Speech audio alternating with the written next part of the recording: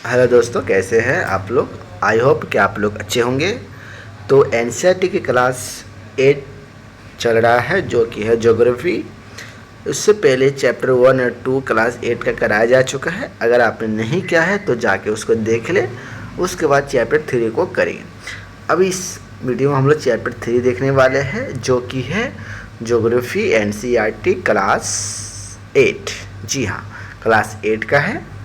और चैप्टर है 3 कृषि। ठीक है, देखते हैं। तो गुरप्रीत, मधु और टीना, यहाँ पे क्या कहानी जैसा दिया हुआ रहता है और इसी से आगे जाके कुछ उगता है, लेकिन इसको हम रीड नहीं करेंगे, है ना। कहानी अगर छोटा है तो उसको रीड कर लेंगे, लेकिन हाँ छोटा ही है। चलिए इसको रीड कर लेते हैं और देखते हैं क्या बोलता है चैप्टर 3, जो कि है कृषि।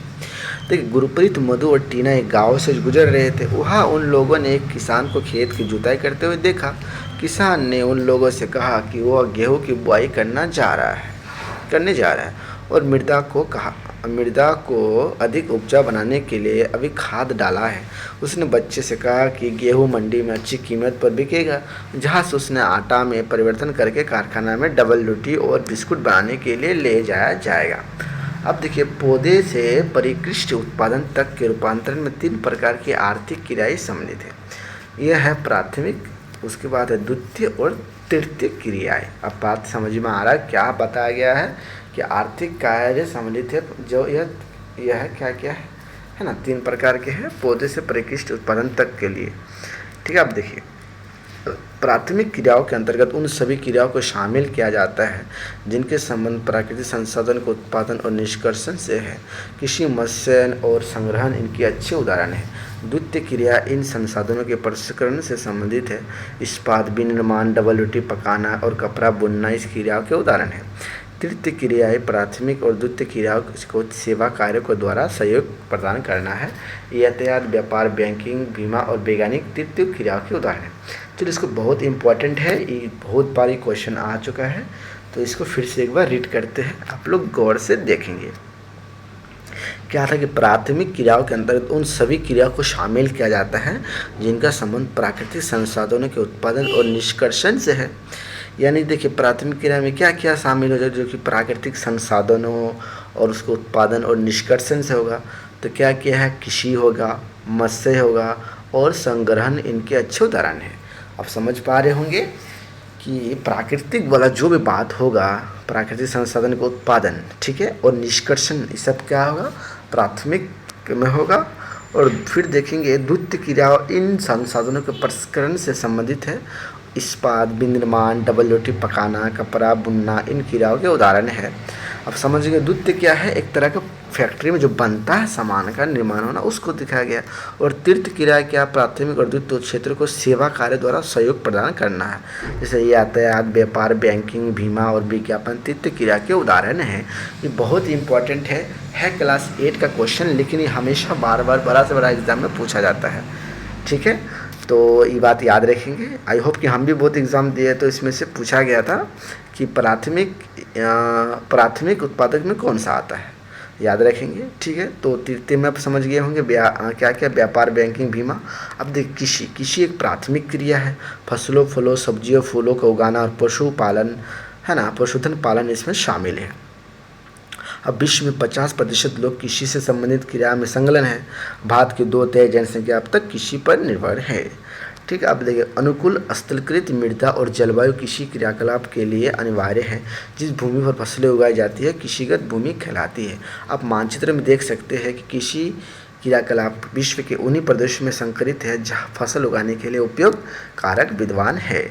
आप एक चित्र को देखेंगे कि कृषिगत भूमि का विश्व विस्तार क्या है, जो कि ज़्यादा इम्पोर्टेंट नहीं है, हम जो हरा हरा हो देख सकते हो। चलो, आप इसके बाद देखेंगे एग्रीकल्चर क्या है। क्या आप जानते हैं कि एग्रीकल्चर कृषि को कहते हैं। मृदा की जुताई, फसलों को उगाना, पशुपालन का विज्ञान एवं कला है। खेती भी कहते हैं। ठीक है, बात समझ में, इसे ही खेती भी कहते हैं। सेरिकल्चर क्या, रेशम उत्पादन, कीटों का वाणिज्य पालन, यह कृषक की आय में पूरक हो सकता है। अब उसके बाद देखेंगे पिस्सीकल्चर का विशेष रूप से निर्मित तालाबों और पोखरों में मत्स्य पालन।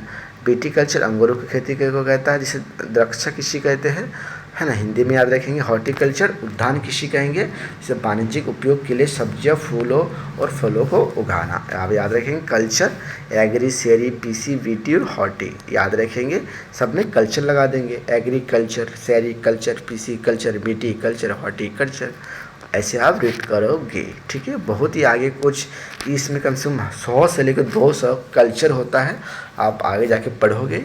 ठीक है, चलो अब देखते हैं कृषि तंत्र क्या होता है। देखिए, कृषि या खेती को एक तंत्र के रूप में देखा जा सकता है। इसके महत्वपूर्ण निवेश बीज, उर्वरक, मशीनी और श्रमिक है।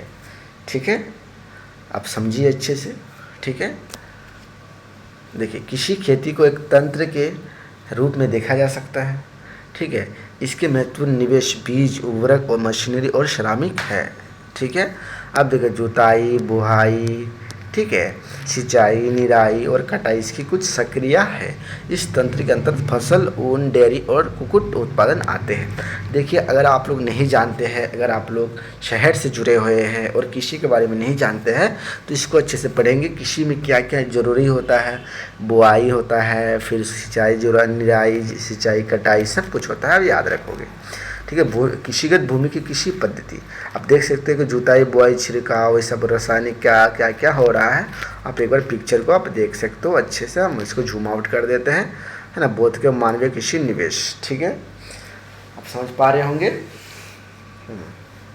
अब देखते हैं आगे। देखिए कृषि के प्रकार, अब कृषि के प्रकार क्या है।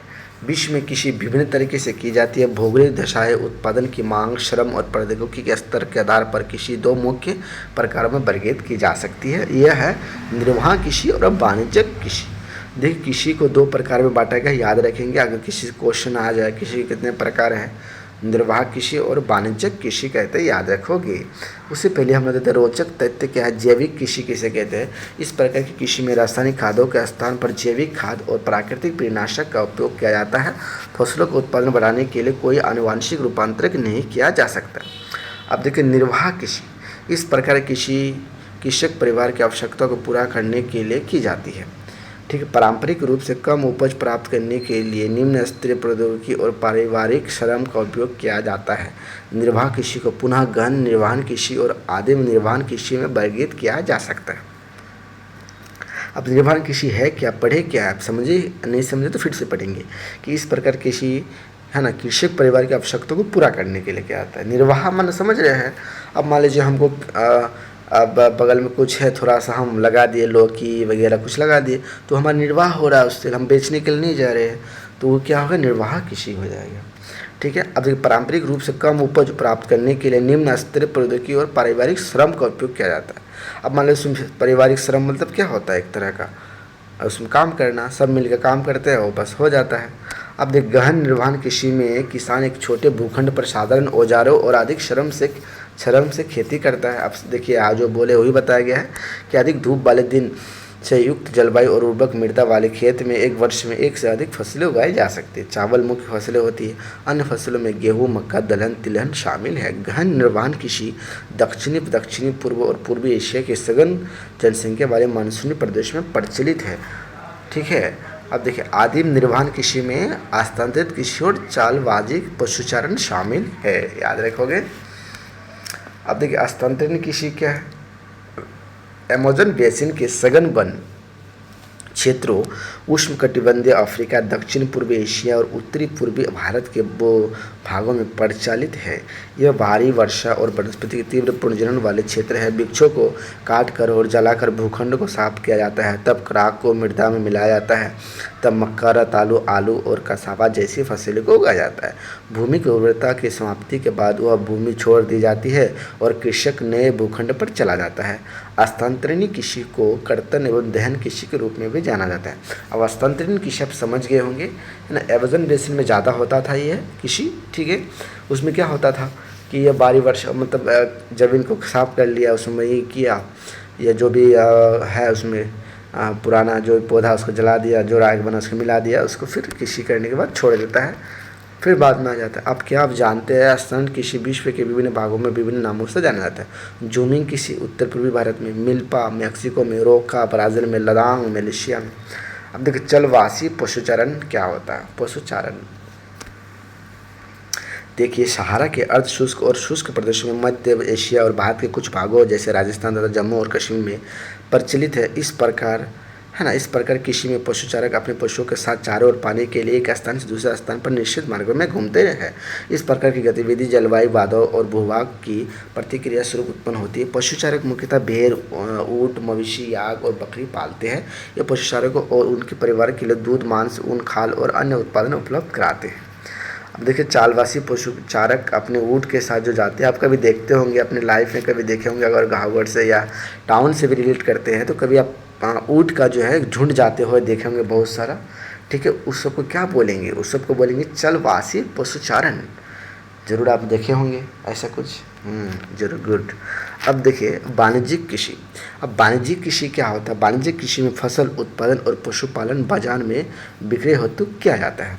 देखिए, वाणिज्य में क्या है कि इसको बिक्री के लिए लिया जाएगा। ठीक है, इसमें विस्तृत कृषि क्षेत्र और अधिक पूंजी का उपयोग किया जाता है। अधिकांश कार्य मशीनों के द्वारा किया जाता है। वाणिज्यिक कृषि में वाणिज्यिक अनाज कृषि, मिश्रित कृषि और रोपण कृषि शामिल है। तो वाणिज्यिक कृषि में कौन कौन सा कृषि शामिल है? वाणिज्यिक कृषि में अनाज कृषि, मिश्रित कृषि और रोपण कृषि शामिल है। अब वाणिज्यिक अनाज कृषि में फसलें वाणिज्यिक उद्देश्य से उगाई जाती है। गेहूं और मक्का सामान्य रूप से उगाई जाने वाली फसलें हैं। उत्तर अमेरिका, यूरोप और एशिया के शीतोष्ण घास के मैदान वाणिज्य अनाज कृषि के प्रमुख क्षेत्र हैं। यह क्षेत्र सैकड़ों हेक्टेयर के बड़े फार्मों में युक्त विरल आबादी वाले हैं। अत्यधिक ठंड वर्धनकाल को बाधित करती है और केवल एक ही फसल उगाई जा सकती है। आप समझ पा रहे होंगे। गन्ने की रोपण कृषि आप देख सकते हैं, रोप के जो होता है रोपण कृषि। अब मिश्रित कृषि किसे कहते हैं? है ना, मिश्रित कृषि में भूमि का उपयोग भोजन और चारे की फसलों उगाने और पशुधन पालन के लिए किया जाता है। यह यूरोप, बात समझ में आ रही है? मिश्रित कृषि क्या हुआ कि भोजन और चारे की फसलें उगाने और पशुपालन के लिए किया जाता है। या फिर पशुपालन चारे भी उगा रहा है और पशु भी पाल रहा है, यह मिश्रित कृषि हो गया है। यह यूरोप, पूर्वी संयुक्त राज्य अमेरिका, अर्जेंटीना, दक्षिण पूर्वी ऑस्ट्रेलिया, न्यूजीलैंड और दक्षिण अफ्रीका में प्रचलित है। अब देखो, रोपण कृषि क्या है? वाणिज्य कृषि का एक प्रकार है जहाँ चाय, कहवा, काजू, रबर, केला अथवा कपास की एकल फसल उगाई जाती है। इसमें बहुत पैमाने पर श्रम और पूंजी की आवश्यकता होती है। उत्पादन का प्रसंस्करण खेतों पर ही निकट के कारखानों में किया जा सकता है। इस प्रकार इस कृषि में परिवहन जाल के विकास का अनिवार्यता होती है। परिवहन मतलब गाड़ी, वाहनों का। ठीक है। अब रोपण कृषि के मुख्य क्षेत्र विश्व के उष्णकटिबंधीय प्रदेश में पाए जाते हैं। मलेशिया में रबर, ब्राज़ील में कहवा, भारत और श्रीलंका में चाय इसके कुछ उदाहरण हैं। अब देखिए, केले की रोपण कृषि। केले क्या तो रोपण कृषि से ही उगाया जाता है, याद रखेंगे। अब मुख्य फसलें। बढ़ती हुई जनसंख्या की आवश्यकताओं को पूरा करने के लिए विविध प्रकार की फसलें उगाई जाती है। फसलें कृषि आधारित उद्योग के लिए भी कच्चे माल की आपूर्ति करती है। गेहूँ, चावल, मक्का और बाजरा मुख्य खाद्य फसलें हैं। जूट और कपास रेशेदार फसलें हैं। चाय और कहवा मुख्य पेय फसलें हैं। अब क्या फिर से पढ़ेंगे, इसके रीड करेंगे कि इंपॉर्टेंट है। देखिए, फसलें कृषि आधारित उद्योगों के लिए भी कच्चे माल उपलब्ध होती है। गेहूँ, चावल, मक्का और बाजरा मुख्य खाद्य फसलें हैं, याद रखेंगे। जूट और कपास रेशेदार फसलें हैं, याद रखेंगे। चाय और कहवा मुख्य पेय फसलें हैं, ये भी याद रखेंगे। अब देखिए, चावल यह विश्व का मुख्य खाद्य फसल है। यह उष्णकटिबंधीय और उपोष्ण कटिबंधीय प्रदेशों का मुख्य आहार है। चावल के लिए उच्च तापमान, अधिक आर्द्रता एवं वर्षा की आवश्यकता होती है। यह फसल चिकायुक्त जलोढ़ मिट्टी जिससे जल रोकने की क्षमता हो में सर्वोत्तम ढंग से बढ़ती है। चीन चावल उत्पादन में अग्रणी है। इसके बाद क्रमशः भारत, जापान, श्रीलंका और मिस्र है। अनुकूल जलवायु प्रदेशों जैसे पश्चिमी बंगाल और बांग्लादेश में एक वर्ष में 2 से 3 फसलें उगाई जाती है। अब देखिए, गेहूँ के वर्तमान काल में मध्यम तापमान एवं वर्षा और शुष्क कर्तन फसल की कटाई के समय तेज धूप की आवश्यकता होती है। इसका विकास सुअववाहित दोमट मृदा में सर्वोत्तम ढंग से होता है। गेहूँ संयुक्त राज्य अमेरिका, कनाडा, अर्जेंटीना, रूस, यूक्रेन, ऑस्ट्रेलिया और भारत में विस्तृत रूप से उगाया जाता है। भारत में शीत ऋतु में उगाया जाता है। मिलेट क्या है? यह मोटे अनाज के रूप में भी जाना जाता है और कम उपजाऊ तथा बुलाई मृदा में उगाई जाती है। यह ऐसी फसल है जिसे कम वर्षा, उच्च से मध्यम तापमान तथा पर्याप्त सूर्य की प्रकाश आवश्यकता होती है। ज्वार, बाजरा और रागी भारत में उगाए जाते हैं। नाइजीरिया, चीन और नाइजर उसके अन्य उत्पादक देश है।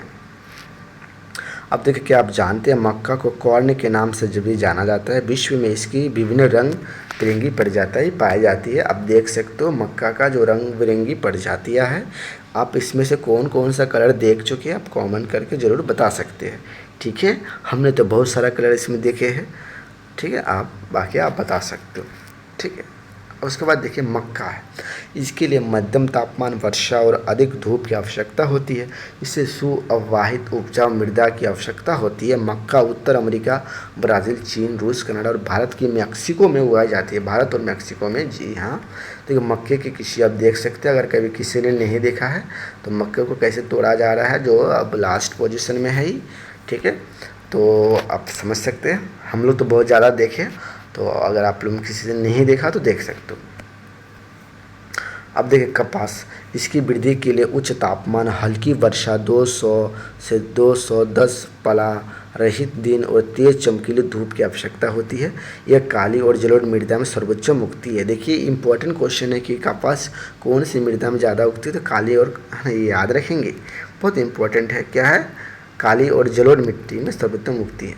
चीन, संयुक्त राज्य अमेरिका, ठीक है, भारत, उसके बाद पाकिस्तान, ब्राज़ील और मिस्र कपास के अग्रणी उत्पादक है।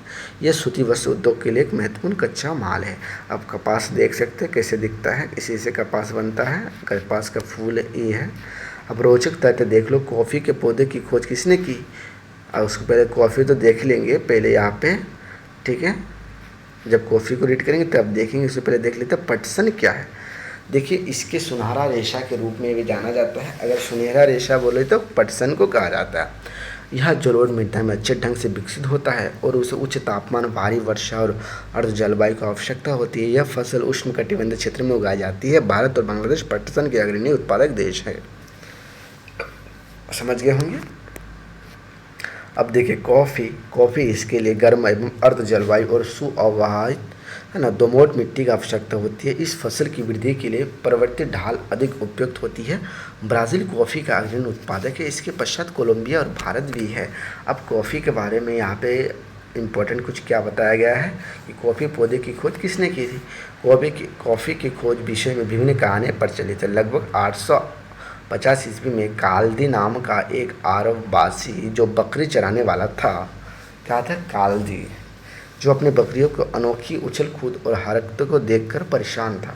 एक दिन उसने भी उसे सदाहरित पौधे की फलियों को चखकर देखा जिन्हें उसकी बकरियां प्रतिदिन खाया करती थी। उसने आनंद के भाव का अनुभव करने के बाद अपनी खोज के विषय में संसार को बताया। तो कॉफ़ी का बीज कैसे मिला आप समझ पाए होंगे कि बकरी उसे खा के उछल कूद करती थी, मतलब एक तरह से ताज़ा रहती थी, है ना, खेल कूद करती थी। उससे कॉफ़ी का, है ना, खोज निकला है। अब कॉफ़ी का कृषि आप देख सकते हैं, कॉफ़ी का कैसे कलर होता है। कृषि आप देख सकते हैं कॉफ़ी का कृषि कैसा है। ठीक है, चलिए अब देखेंगे हम लोग चाय। बागानों में उगाई जाने वाली एक पेय फसल है। इसकी कोमल पत्ते की वृद्धि के लिए ठंडी जलवायु और वर्षा भर समान प्रति उच्च वर्षा की आवश्यकता होती है। इसके लिए सुअववाहित दोमट मृदा और मंद ढाल की आवश्यकता होती है। पत्तियों को चुनने के लिए अधिक संख्या में श्रमिकों की आवश्यकता होती है।